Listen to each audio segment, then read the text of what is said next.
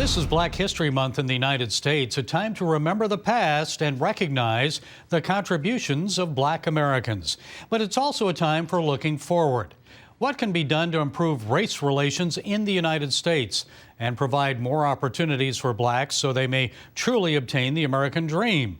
Well, joining us are Pastor Stephen Broden. He's Executive Director of the Content of Character series, and Marc Little, the Chair of the Center for Urban Renewal and Education. First, let's begin with you, Pastor Broden. You write that, quote, the liberal left is using the black community as a hammer against the system. How are Black Americans being used to radically change the country? Well, that's a very good question. In my opinion and in my observation, the secular humanists and the liberal left have been using the black community to put their candidates in office. And once they're there, they begin to write policies and laws that contradict our Constitution and challenges our liberties in America. Their ability to do that has been because we as a community, the black community, has been voting almost 90+% for the progressive candidates. Those candidates have an agenda, and the agenda is not to improve the circumstances and situations in our community, but rather to advance an agenda that is antithetical to the concepts and principles related in the founding of our nation and the principles that undergird who we are as a nation. Well, I want to talk a little more about that in a moment, but Marc Little, during Black History Month 1 year ago, you led a time of prayer for President Trump in the Oval Office, and a lot has changed since then. You believe significant gains were made for Black Americans during Trump's presidency. So have those gains slowed, reversed? And I guess what I'm getting at here is, was it only because of Donald Trump, or is Congress and America truly committed to progress? Well, that's a good question. I think I'll take the questions in the latter.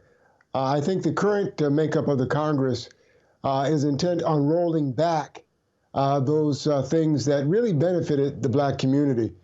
And what a great time to be talking about it. The president rolled out the Platinum Plan in Atlanta, Georgia, that I was a participant in. In fact, I got the pastors to stand with him down in Georgia as he rolled out a $500 billion plan that included a lot of things, more businesses, more jobs, and the like. And that was an extension of what he had already accomplished. We know that he made our country independent in terms of gas, which is a big deal. We know that we had the best economy in 50 years. We had a decrease in unemployment across all ethnicities.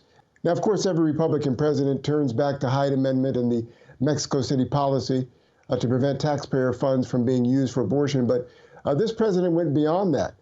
He went on the world stage. He talked about religious liberty, and he talked about life in the womb, and he created a standard. But guess what? 44% of the abortions committed in the United States are by black women.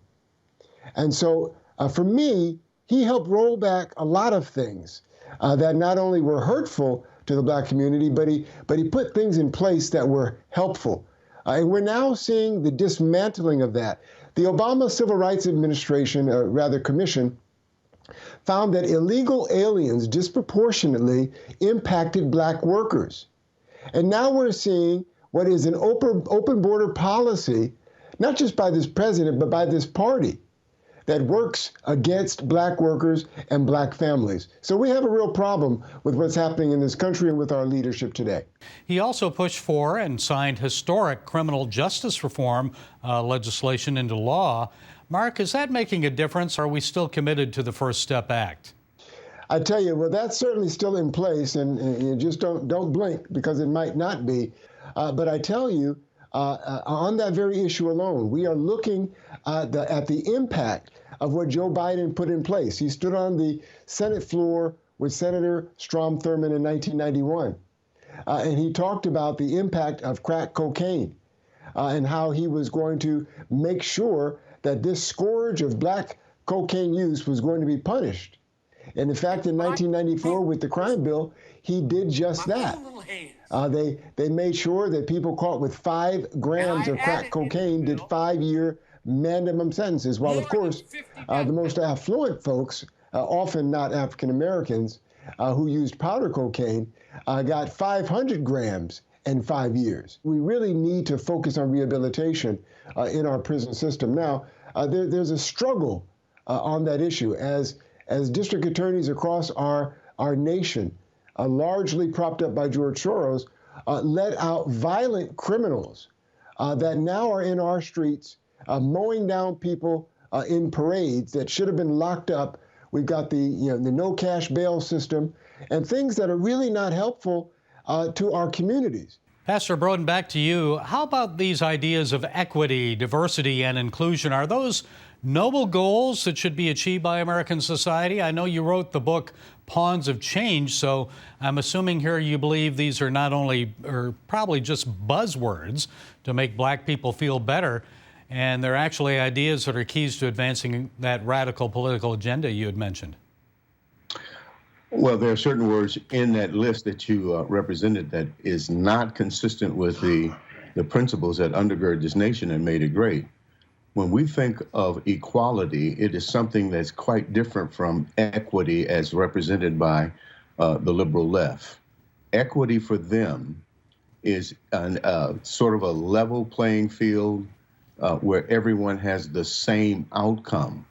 That concept or idea is founded or crafted, I believe, in a socialistic paradigm, whereas equality, as represented in our Constitution and in the Declaration of Independence as penned and crafted by Thomas Jefferson, represents an equal opportunity for all of us to have the ability to achieve and to accomplish all that we can.